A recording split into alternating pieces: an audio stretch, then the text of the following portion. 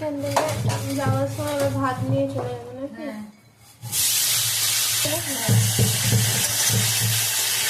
বাজার দোকান শেষ হয়ে গেল।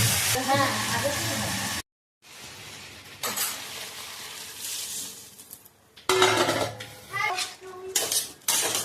বল জয়িতা ময়কা গয়ে হসুই